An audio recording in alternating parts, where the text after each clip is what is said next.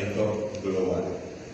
Hay un proyecto, los que están incursionando en esta materia, los que trabajan en esta materia, hay un proyecto de PNUD, hay proyectos y programas de PNUD que financian empresas, que financian movimientos con la buena gestión de los residuos y desechos por disminución de metano. Nosotros, desde el Ministerio, el año pasado, en el relleno sanitario, bueno, vamos a decirle como el vertedero de San Vicente, en el estado de Aragua, que es el que recoge Girardot, que recoge 11, 12 municipios, se estaba sacando la cuenta de cuánto metano se estaba dejando de emitir para ver si se calificaba para uno de estos proyectos. Esto es algo que pocas veces se habla, pero es importante que los grandes generadores de basura a nivel mundial, y nosotros, que también somos un generador de basura, obviamente, porque tenemos 30 millones de habitantes, debemos avanzar en la buena gestión y disposición de los desechos, porque al final eso termina siendo un gran generador de CO2 y termina pegándose con el otro gran problema mundial, que es el cambio climático. Entonces, conservación de recursos naturales, hablamos básicamente, o hablamos en primera instancia del recurso agua, un botadero de basura es automáticamente un contaminante para las fuentes subterráneas. Si no está bien gestionado, automáticamente la generación de lixiviados termina contaminando las fuentes subterráneas, y el lixiviado es uno de los contaminantes más agresivos para las aguas. Entonces, conservación de recursos naturales, disminución de presión sobre el vertedero y relleno sanitario. Esto también es una cuenta matemática. Si yo separo desde el hogar, si yo desde mi casa evito mandar un potecito de plástico, 10 millones de personas que estamos mandando 10 potecitos de plástico, van a ser 50, 100, 200, 300 toneladas que no van a terminar llegando al sitio de disposición final. La importancia del reciclaje, que no ven muchos alcaldes y muchos gobernadores, es que le quita presión al sistema. Y en un sistema tan presionado como el sistema venezolano, la necesidad del reciclaje es para disminuir la presión del sistema. Al almirante Carmen Meléndez se le decía: si tú logras sacar de circulación de Caracas 20 toneladas de plástico, 50 toneladas de cartón, 30 toneladas de vidrio, son 100 toneladas que tú le estás quitando al día a las 1.400 que entran. Pero 100 toneladas al día, ¿cuántos son? ¿Cuántos camiones representan? ¿Cuántos viajes representan? ¿Cuántos litros de aceite menos representan? ¿Cuántos cauchos representan? ¿Cuántos pagos de trabajador menos representan? ¿Cuántos viajes más que el camión va a hacer para otro sitio representan? O sea, la lógica del reciclaje como eje fundamental termina siendo una política pública de apoyo a las municipalidades y a las gobernaciones. Y al final termina siendo una política ambiental correcta para la disminución de la contaminación. Pero como política pública es una política que viene a apoyar, que viene a coayudar. Entonces es importante que también lo tengamos en cuenta en la generación del trabajo que estamos haciendo. Beneficios económicos, generación de empleos formales, reducción de costos de recolección, crea cadenas de valor agregado. Creo que este ministerio es ejemplo de esas cadenas de valor agregado cuando hacen parques para los chamitos, cuando hacen banquitos para las plazas, cuando hacen mesas sillas para que estudien. Son las cadenas de valor agregado que se van generando a través de la política pública del reciclaje y que terminan generando puestos de empleo y también terminan contribuyendo con otras políticas de la revolución bolivariana. Marco climático, ya hablamos. Venezuela, aunque es carbono neutral, aunque emite menos de lo que genera, gracias a nuestros grandes bosques y gracias a una gestión cambiante en la industria ganadera y en la industria petrolera. Igualmente, lo que hablamos al principio, que con una buena gestión de nuestro relleno sanitario, con una buena gestión de nuestra basura, seguimos contribuyendo a la menor generación de CO2 a la atmósfera. Adelante.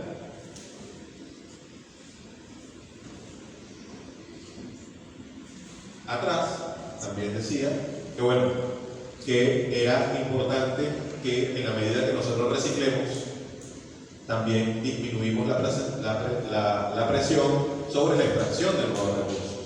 Venezuela es un país petrolero, decididamente petrolero, y creo que como política pública y como discurso nacional es que seguimos siendo petroleros.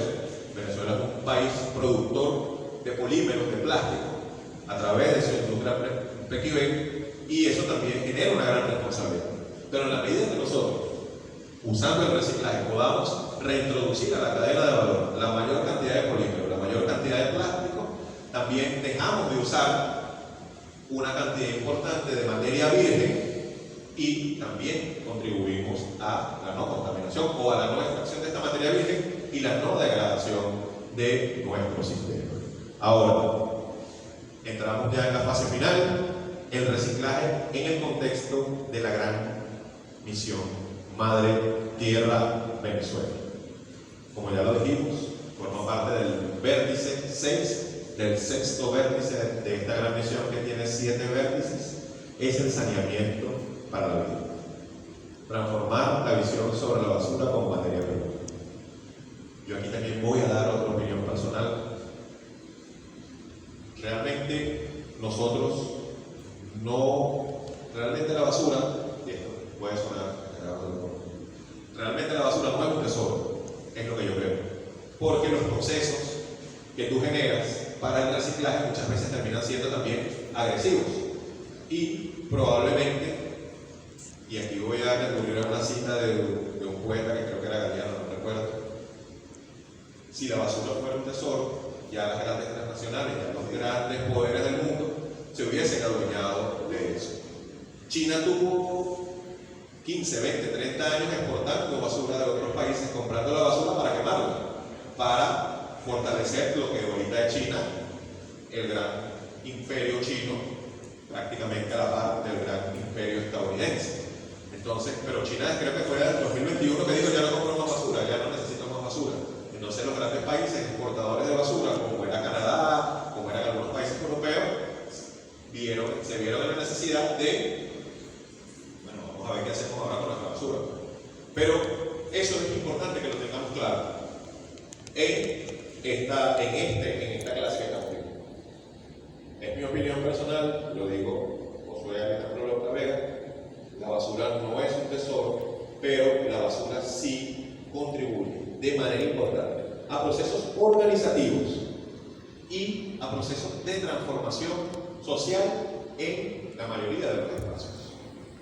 La basura genera cadenas de valor agregado, la basura genera nuevas fuentes de empleo, la basura genera dinámicas de transformación social en donde es aplicado de manera correcta. Y la basura termina siendo un apoyo, o el reciclaje, para hablarlo en este punto, el reciclaje termina siendo un apoyo para la gestión municipal y la gestión estatal de los procesos de organización. O sea, nosotros como ministerio, como revolución, en este vértice tenemos una gran fortaleza, veámoslo así, para apoyar al vértice 1 de la gran misión. Desde el vértice 6 organizamos para el vértice 1. Porque la gente se organiza en una tarea concreta, que es la separación, que es la recolección, que es el reciclaje. Y entonces, el vértice 1, que es organizar para la vida, que es la conformación de los consejos ecosocialistas, ya tiene una tarea. Porque si yo me meto en un consejo ecosocialista y no me dicen qué tengo que hacer, y no me dicen qué tarea tengo, termino no haciendo nada. Porque bueno, yo también tengo hijos, yo también tengo que llegar a la casa, yo también tengo que llevar al mercado, yo también tengo 10.000 cosas, ¿verdad? Pero si desde el vértice 6, que organizamos que saneamos para la vida, a través de las mesas técnicas de reciclaje de aseo, a través de la figura organizativa que sea, nos organizamos, somos productivos, ayudamos a nuestro alcalde, a la alcaldesa, ayudamos a nuestro gobernador o gobernadora, y además introducimos valor dentro de la cadena de servicios y nos ganamos nuestra platica porque estamos vendiendo materia prima o estamos vendiendo material acabado, también automáticamente estamos apoyando el vértice 1 y estamos haciendo un ejercicio sistémico de la política pública en Venezuela. Entonces es muy importante que veamos esto: enfoque ecosocialista, minimizar la gestión de desechos, procesos productivos, empaques eficientes, aprovechamiento integral de las cadenas productivas. Ahora, vamos a hablar un poco de las experiencias comunales exitosas, que si ustedes van a hacer un trabajo sobre esto, pueden recurrir a esas experiencias y hacerle su respectiva entrevista, hacer su hoja y elaborar la propuesta de política pública en este sentido. Hablamos de una experiencia que es visitable por ustedes, que son caraqueños y caraqueñas, como una victoria socialista en Actímano, su mesa técnica de reciclaje y aseo, su trabajo comunitario organizado, su generación de recursos locales, su capacitación y educación ambiental. Igualmente, adelante. Tenemos más. Ok. Bueno, aquí ya me salí, voy a seguir hablando de las experiencias comunales porque las tengo en la otra lámina. Tenemos una experiencia que fue bandera o que es bandera de este ministerio, que es la experiencia de las muchachas y los muchachos de Caricuao, donde también hay procesos productivos terminados, donde ellos organizan a los consejos comunales, donde ellos organizan las mesas técnicas de reciclaje y aseo, y es importante cómo ellos ven eso, no solo como la terminación de un producto, sino que eso lo asocian a la comunidad, lo asocian a los procesos culturales, lo asocian a los procesos deportivos, le dan clases a los chavos de taekwondo, de básquet, y le cobran con plástico, con cartón, con vidrio, le dan, hacen jardinerías en los distintos edificios de UD1, UD2, UD3, y le cobran con materiales. Y también está la experiencia municipal de las mesas técnicas de reciclaje y aseo, las metras de la Alcaldía de Caracas. La Alcaldía de Caracas, con la alcaldesa Erika Farías y después con la alcaldesa Carmen Meléndez, tiene una experiencia que desarrolla propia con las mesas técnicas de reciclaje y aseo, donde ellos hacen por lo menos rutas de recolección selectiva para la recolección de cachivaches, y eso tiene una forma de retribución por la comunidad. O sea, en los barrios de Caracas uno va para mover, por ejemplo, y se consigue un coñazo de chatarra de carro tirado. Entonces, bueno, ellos la recogen con los dueños, le dan la parte a su dueño y le dan una parte a la comunidad, y así sucesivamente. Eso es un ejemplo de las metras en Caracas de la alcaldía. Un ejemplo municipal, un ejemplo comunal, victoria socialista, y un ejemplo de organización social, Caricuao Caribe. Tienen 3 ejemplos en Caracas. En los distintos estados, bueno, sus profesores de la UPU también les orientarán cuáles son los procesos que hay. Ahora, formas de aprovechamiento de la basura. Es importante los que trabajan en esta área. Yo creo que aquí la experta es Verónica, que tiene tiempo trabajando y tiene un canal de WhatsApp bien bueno, por cierto, lo recomiendo, una página de Instagram. No le hago propaganda porque no me lo sé de memoria. ¿Cómo se llama? Reciclamos juntos, @reciclamos juntos. Por favor, síganlo. Si no lo analizan, todos. Mentira. Ahí dan tips, técnicas de reciclaje. Sin embargo, en las redes sociales hay infinidad de cosas de cómo podemos reutilizar y cómo podemos reciclar muchísimos materiales, más de lo que nosotros nos imaginamos. Pero formas de aprovechamiento de la basura, obviamente residuos secos, materiales con mayor potencial de recuperación. El vidrio se recupera prácticamente el 100%, lo puedes recuperar y puedes hacer un producto nuevamente virgen. Yo me recuerdo que Miguel Rodríguez, un buen amigo, gobernador de Amazonas, cuando yo vine aquí, él era ministro, yo vine en el año 2013 a hablar con él sobre una política de reciclaje, los teques. Y él me echó el cuento, me dijo, coño, Josué, ¿cómo habla él? Él habla así. ¿Sabes que en Venezuela solo se usaba plástico, todo era de vidrio? Los que son un poquito mayores pueden validar o no validar esto. Hasta los años 60, los años 70, 80, todo era puro vidrio. Tú ibas con una panadería y te servían tu cafecito en vidrio, todo era vidrio. Pero hubo una política muy agresiva de la petroquímica, apoyada por ese entonces por el presidente de la época, que comenzó con un tema de la higiene, e incluso es lo que se mantiene muchas veces como a nivel mundial como excusa. No, es que el plástico, el vidrio, si no lo lavas bien, si no lo metes a tanto proceso de calor, es antihigiénico, te puede una bacteria, una cosa, un tema con la salud. Y bueno, se desapareció el vidrio en Venezuela. No se desapareció 100%, obviamente, pero comenzó a migrar el plástico, comenzó el boom del plástico. Yo creo que una tarea bonita que se puede llevar ahorita es, recientemente la semana pasada, hubo una convención, no recuerdo, Ginebra, fue en Ginebra, sobre el Tratado Mundial del Plástico. Tenemos como 6-7 años cayéndonos a piña con los grandes generadores de plástico en el mundo para generar un tratado que hable de la disminución progresiva del plástico a nivel mundial. ¿Cuál fue la gran sorpresa? Que no hubo sorpresa. ¿Por qué? Porque no hubo acuerdo. No hubo tratado mundial del plástico. Los principales que se opusieron: Estados Unidos, China, Kuwait, Qatar, los grandes generadores de polímeros en el mundo. Pero los países en vía de desarrollo y la mayoría de los países se negaron a este acuerdo, porque era un acuerdo genuflexo, un acuerdo pobre, un acuerdo que no establecía metas claras y que representaba realmente un atraso para las aspiraciones del mundo con respecto a la disminución del plástico, que termina siendo un problema grave.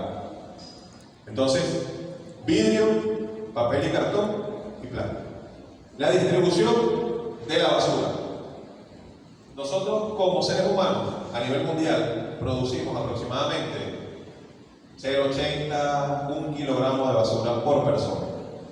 Esa es la media mundial. Japón es el país que más produce basura per cápita por persona, que es 1,2 kilogramos. Pero en América Latina la media es 1 kilogramo. Y en Venezuela, producto de las sanciones, del bloqueo, de la guerra económica, nosotros estuvimos en esa media hasta el año 2015, 2016. Pero a partir de ese entonces, que no nos entra tanto material, no nos entra tanta platica, bajamos a 0,5, 0,6. En Venezuela actualmente, diariamente, por la cantidad de personas que tenemos, la cantidad de millones de habitantes y esto que es una cifra oficial del Ministerio del Socialismo, nosotros producimos entre 16.000 y 18.000 toneladas al día. Si metemos a estos grandes generadores que ya hablamos, ellos producirán aproximadamente el 40% de estas 16.000 y 18.000 toneladas al día. Ahora, de ese medio kilito, 600 gramos que yo produzco al día, que aunque así no lo creamos, lo producimos, está distribuido todo esto que estamos hablando. Y la gran mayoría de lo que nosotros producimos es residuo orgánico, que es aproximadamente el 60% de ese medio kilito que nosotros producimos. Yo sé que son bastantes números, pero es más o menos la distribución que hay con respecto a los desechos sólidos.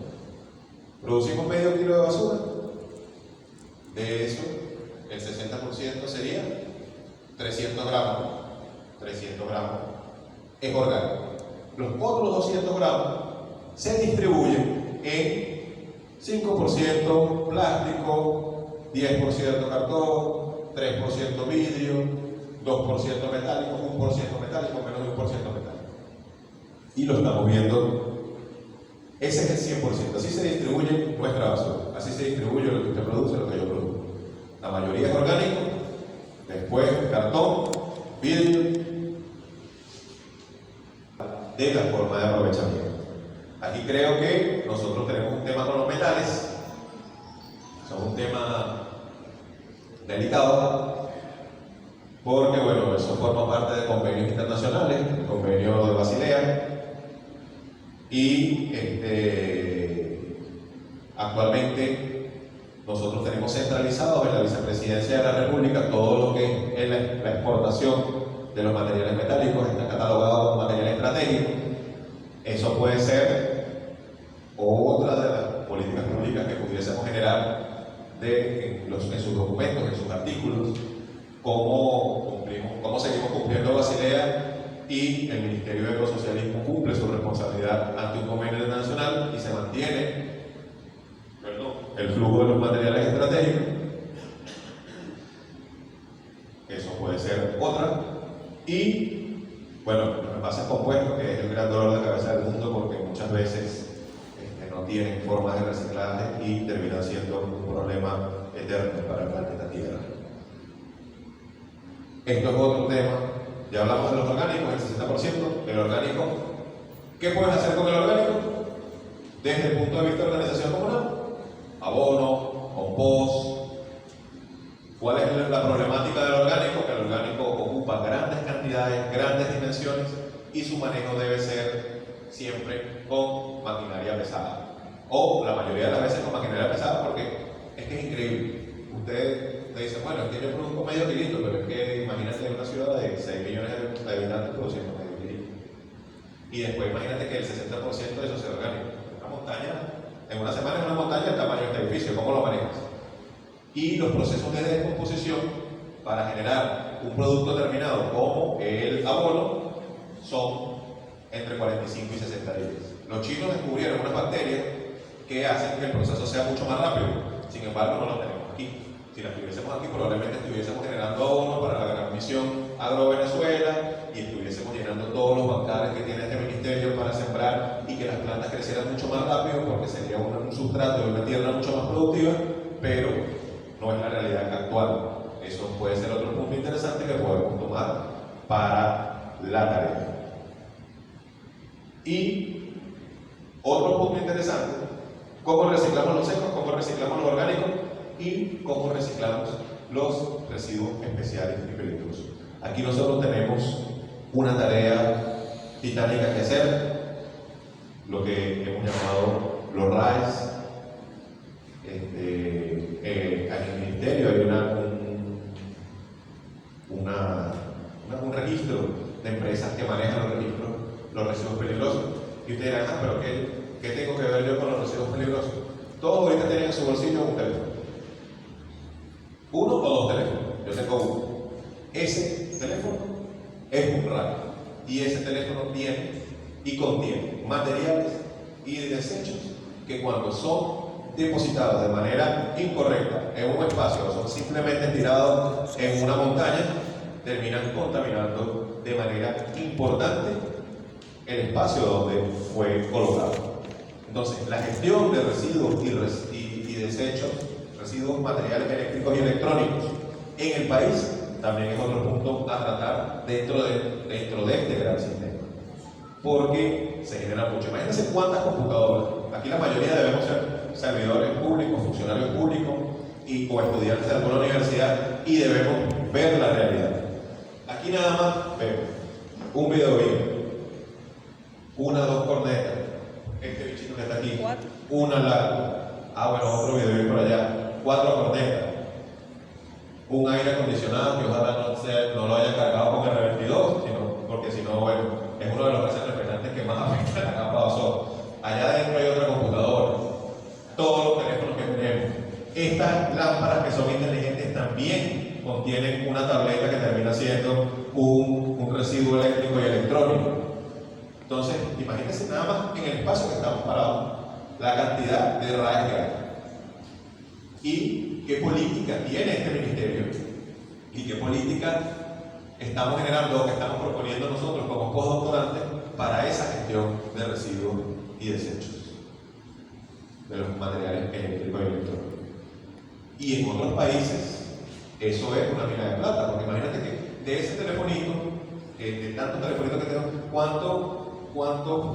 ¿cuántas tierras raras podemos sacar? De teléfono. Por la medida bajita. Miren, yo estudié en la escuela de planificación en el año 2007 y una de las cuentas que sacábamos, que era gracias al convenio de Andino, convenio de cooperación andina, la CAN, la cooperación andina. Bueno, la CAN que era lo que era. Convenio.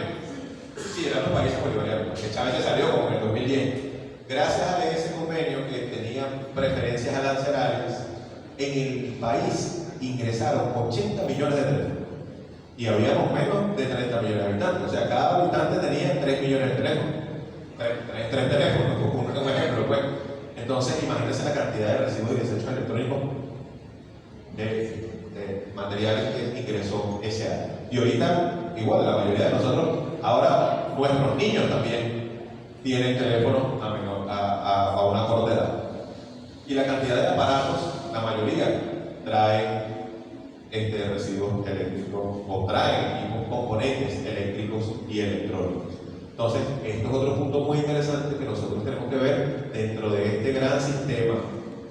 Porque algo que está aquí, que es muy contaminante y que nosotros no tomamos en cuenta muchas veces, y que es algo muy sencillo, que son las baterías y las pilas, los acumuladores. Porque uno dice, bueno, yo en mi casa tengo 5 o 6 pilas al año. Porque bueno, yo tengo el cargador del televisor, tengo la del cargador, el control del televisor, tengo la del control del aire y uno que otro control que puedo tener de... Pero imagínense cuántas habitaciones, que eso siempre preguntas a la ministra de Turismo, cuántas camas disponibles hay en el país de habitaciones, cuántos hoteles, desde los de mala muerte, que son de 3 horas, hasta las grandes cadenas de hoteles. Todos esos tienen una tarjeta magnética con pila, todos esos tienen un aire acondicionado y todos esos tienen un control del televisor. Ya son 6 por millones. Entonces, ¿cuántas millones de pilas se desechan al año en Venezuela? ¿Cuál es la gestión de residuos para estos millones de pilas que se desechan al año? Porque a lo mejor uno en su casa, uno se hace el loco y se acerca para que la vaina se me está picando sin pila y me acerco al televisor para que le llegue, pues, porque si está muy lejos no le llega. Pero un hotel te lo exige, el ministerio te lo exige, la Cámara de Turismo. Tienes que cada 3 meses sustituir las pilas al 100%. Y entonces eso es un ciclo de contaminación importante que nosotros podemos tomar también para ver cuál es la gestión del residuo que estamos haciendo en ese sentido. Aceites usados y lubricantes. Los que tienen carro y los que no tienen carro igual se montan en carro. ¿Cada cuánto tiempo se le hace un cambio de aceite al carro?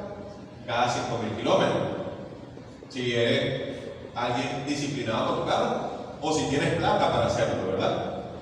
Pero tú vas con un cambio de aceite y ya, te lo cambian y tú te vas tranquilo con tu carro. Pero ¿qué pasa después? ¿Qué pasa con ese aceite? Que se va acumulando, porque ¿cuántos cambios de aceite puede hacer un taller? 5, 7, 10 al día. Al mes puede hacer 100, 200. Y si no sé cuánto, no soy mecánico y no manejo mucho ese tema, pero ¿cuántos litros de aceite lleva un carro? 5 litros. 5, 6 litros. Exacto, son 6 por 200. ¿Por cuántos talleres mecánicos hay en una ciudad? Entonces, ¿cuántos miles y millones de litros de aceite están depositados? ¿Dónde están? Oye, no solo una gota de compuesto de hidrocarburos contamina 1000 litros de agua. 1 por 1000, exacto. Entonces, ¿pero dónde están esos litros de aceite? ¿Dónde están? ¿Dónde van? ¿Dónde se guardan? ¿Dónde se depositan? ¿Cuál es el tratamiento que se le da?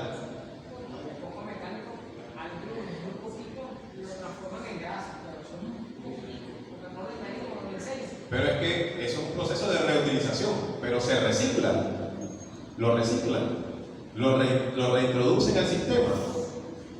Hay como 3 empresas en el país que uno conoce, que yo conozco, que hacen una refinación, pero eso no llega ni al 10% de la demanda total o del consumo total de aceite en el país.